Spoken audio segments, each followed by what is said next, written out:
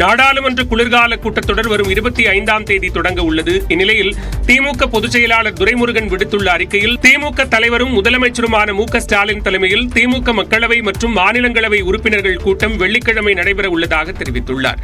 சென்னை அண்ணா அறிவாலயத்தில் இரவு 7 மணிக்கு நடைபெறும் இக்கூட்டத்தில் எம்பிக்கள் அனைவரும் தவறாமல் கலந்து கொள்ள வேண்டும் என்றும் கூறியுள்ளார். நாடாளுமன்ற குளிர்கால கூட்டத்தொடரில் விவாதிக்கப்பட வேண்டிய விஷயங்கள் குறித்து ஆலோசிக்கப்பட உள்ளதாக தகவல் வெளியாகியுள்ளது. கோவை நகரின் பல்வேறு பகுதிகளில் கஞ்சா மற்றும் போதை மாத்திரைகளை விற்பனை செய்ததாக 10 பேரை தனிப்படை காவல்துறையினர் கைது செய்துள்ளனர். கோவை மாநகர பகுதியில் கஞ்சா, போதை மாத்திரை, போதை ஊசி ஆகியவற்றுக்கு இளைஞர்கள் மற்றும் மாணவர்கள் அடிமையாவதை தடுக்கும் வகையில் கோவை மாநகர காவல் ஆணையர் பாலகிருஷ்ணன் தனிப்படை அமைத்துள்ளார். இந்த தனிப்படை காவல்துறையினர் நகரின் பல்வேறு பகுதிகளில் ரோந்து சென்று கஞ்சா, போதை மாத்திரை விற்கும் கும்பலை பிடித்து வருகின்றனர். அந்த வகையில் கோவை கரும்புக்கடை பகுதியில் நடத்திய சோதனையில் முஜிபுர் ரஹ்மான் என்பவர் போதை மாத்திரை விற்றபோது சிக்கினார். அவரிடம் நடத்தப்பட்ட விசாரணையின் அடிப்படையில் தனுஷ், நவ்பெல், முஜி, பிரவீன் உள்பட 10 பேர் கைது செய்யப்பட்டனர். அவர்களிடமிருந்து மொத்தம் 2 லட்சம் ரூபாய் மதிப்புள்ள 510 போதை மாத்திரைகள், கஞ்சா, செல்போன்கள், பைக் ஆகியவை பறிமுதல் செய்யப்பட்டன. திருச்சியில் ஆட்டோ ஓட்டுநர் கொலை வழக்கில் திடீர் திருப்பமாக அவர் காலி ஊசி மூலம் உடலில் காற்றை செலுத்தி கொல்லப்பட்டது தெரியவந்துள்ளது. திருச்சி சஞ்சீவி நகரைச் சேர்ந்த குணசேகரன் என்கின்ற ஆட்டோ ஓட்டுநர் 2 நாட்களுக்கு முன்பு தூக்கிட்டு தற்கொலை செய்து கொண்டதாக குடும்பத்தினர் கூறியுள்ளனர். அதனையடுத்து அவரது உடலை கைப்பற்றிய போலீசார் பிரேத பரிசோதனைக்கு அனுப்பியுள்ளனர். அதன் அறிக்கை வெளியான நிலையில் இது தற்கொலை அல்ல, கொலை என்பது தெரியவந்தது. இதனையடுத்து குடும்பத்தினரிடம் கிடுக்குப்பிடி விசாரணை நடத்தப்பட்டது. அதில் குணசேகரன் குடித்துவிட்டு வந்து தினமும் தாய் காமாட்சி மற்றும் மனைவி சுலோச்சனாவை அடித்து கொடுமைப்படுத்தியுள்ளார். இதனால் வெறுத்து போன அவர்கள் உறவினர்களான திருநங்கைகள் லித்தியன் ஸ்ரீ, நிபுயா மற்றும் விஜயகுமார் உதவியுடன் குணசேகரனை கொலை செய்ய திட்டமிட்டுள்ளனர். அதன்படி வீட்டில் அவர் படுத்திருந்த போது காலி ஊசி மூலம் காற்றை உடலில் செலுத்தி கொடூரமாக கொலை செய்துவிட்டு தற்கொலை நாடகமாடியுள்ளனர். இதனையடுத்து 5 பேரும் கைது செய்யப்பட்டனர்.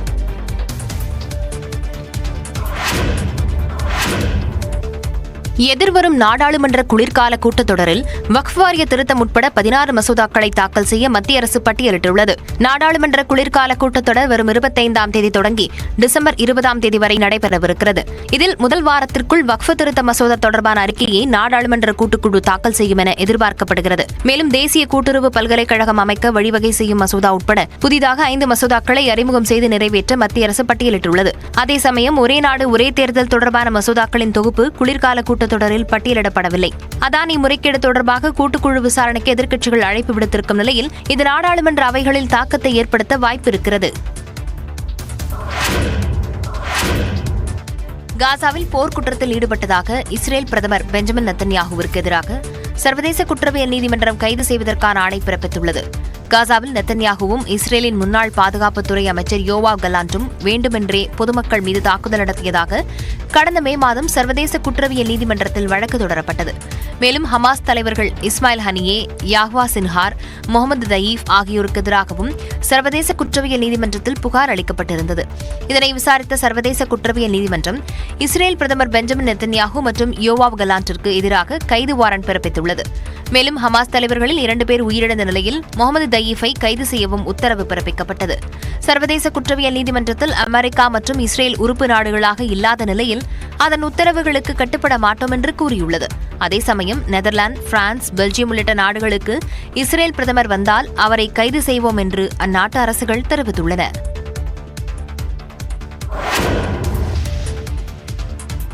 அமெரிக்கா தந்த நீண்ட தூர ஏவுகணைகளை ஏவி உக்ரைன் தாக்கிய நிலையில் ஹைப்பர்சோனிக் மீடியம் ரேஞ்ச் ஏவுகணைகள் மூலமாக ரஷ்யா பதிலடி கொடுத்துள்ளது.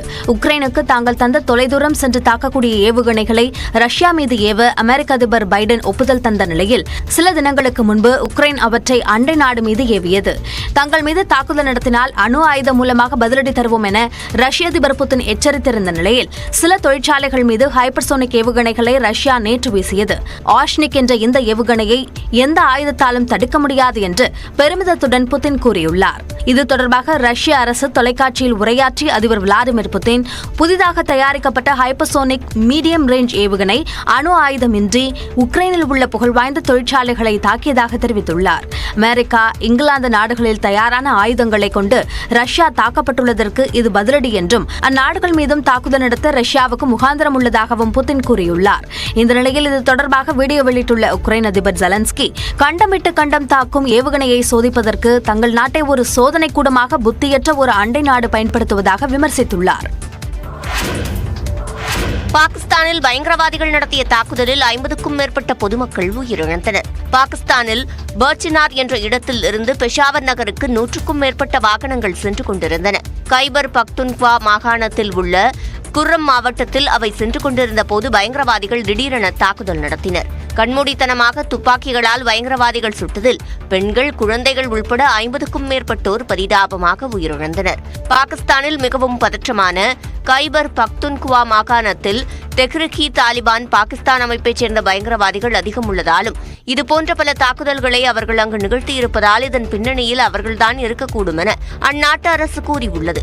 இத்தாக்குதலுக்கு பாகிஸ்தான் பிரதமர் ஷெஃபாஸ் ஷெரீப் கடும் கண்டனங்களை தெரிவித்துள்ளார். பாகிஸ்தானில் அமைதிக்கு ஊறு விளைவிக்கும் தேசவிரோத சக்திகளின் முயற்சிகள் முறியடிக்கப்படும் என அந்நாட்டு அரசு தெரிவித்துள்ளது.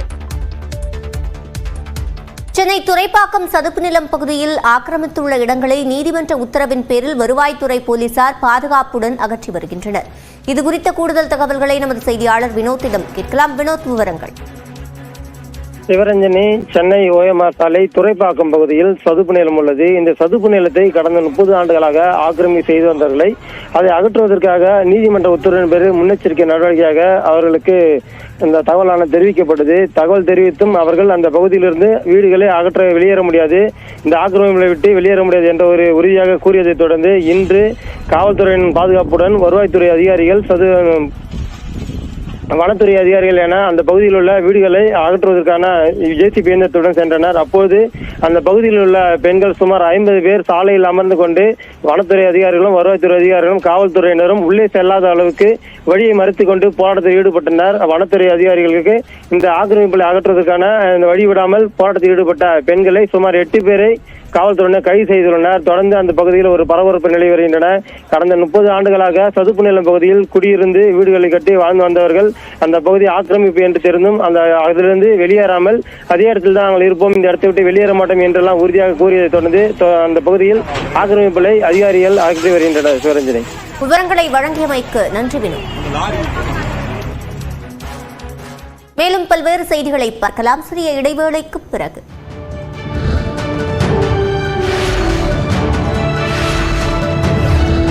கிண்டி ரேஸ்கோர்ஸ் பகுதியில் புதிய குளங்கள் அமைக்கும் பணிகள் இறுதிக்கட்டத்தை எட்டியுள்ளன.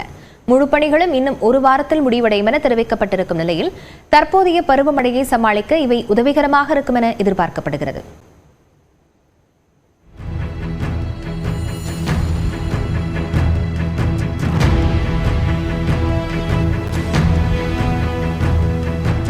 சென்னை கிண்டி ரேஸ்கோர்ஸ் நிலத்தை தமிழ்நாடு அரசு கையகப்படுத்தியதை அடுத்து 168 ஏக்கர் நிலப்பரப்பு கொண்ட அப்பகுதியில் நீர்நிலைகளை உருவாக்க வேண்டும் என்று பசுமை தீர்ப்பாயம் அறிவுறுத்தியிருந்தது. இதன் மூலம் பருவமழை காலங்களில் சென்னை பேரிடர்களில் இருந்து தப்பிக்க சிறந்த வழியாக இருக்கும் என்று சமூக ஆர்வலர்கள் வலியுறுத்தியிருந்தனர். அதன்படி கிண்டி ரேஸ்கோர்ஸ் நிலத்தில் புதிய நீர்நிலைகளை உருவாக்க தமிழ்நாடு அரசு முடிவெடுத்தது. அங்கு ஏற்கனவே 2 குளங்கள் இருக்கும் நிலையில் புதியதாக 4 குளங்களை அமைக்கும் பணியை கடந்த அக்டோபர் மாதம் முதல் சென்னை மாநகராட்சி மேற்கொண்டு வருகிறது. 300 அடி அகலம், 100 அடி நீளத்தில் அமைக்கப்படும் இந்த 4 குளங்களில் மட்டும் 9 கோடியே 80 லட்சம் லிட்டர் நீரை சேமிக்க முடியும் என தெரிவிக்கப்பட்டுள்ளது.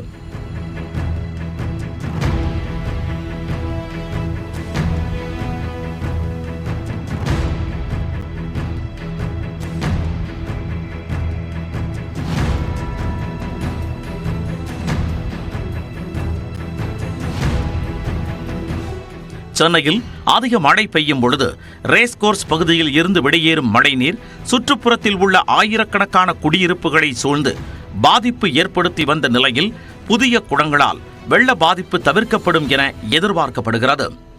இதில் முழுமையாக 2 குளங்கள் முடிஞ்சிருச்சு. இப்போ 3வது குளமும் கிட்டத்தட்ட ஒரு 90 விழுக்காடு முடிஞ்சிருச்சு. அது இன்னைக்குள்ளே இன்னும் ஒரு 2 நாளில் முடிஞ்சிடும்.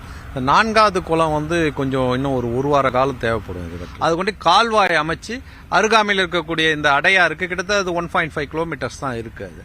அதை கொண்டு போகிறதுக்கான திட்டமிடுதல் பண்ணிட்டு இருக்காங்க. இந்த பருவமழை முடிஞ்ச பிறகு தான் அதுக்கான பணிகள் நடைபெறும். இப்போ இந்த குளங்கள் வெட்டுவது மூலயமாவே இந்த வாட்டி கண்டிப்பாக வெள்ள பாதிப்பு வரத்துக்கு நான் சொல்லக்கூடிய இந்த ஏரியாக்களில் வெள்ள பாதிப்பு வராது, தடுக்கப்படும். கிண்டி ரேஸ்கோர்ஸ் குளங்களில் சேமிக்கப்படும் தண்ணீரை வேளச்சேரி பகுதிக்கு செல்லாமல் தடுத்து வடிகால்கள் மூலம் அருகே உள்ள அடையாருக்கு கொண்டு செல்லவும் திட்டமிடப்பட்டுள்ளது. தற்போதைய வடகிழக்கு பருவமழையை சமாளிக்க கிண்டி ரேஸ்கோர்ஸ் குளங்கள் பெரிதும் உதவிகரமாக இருக்கும் என எதிர்பார்க்கப்படுகிறது.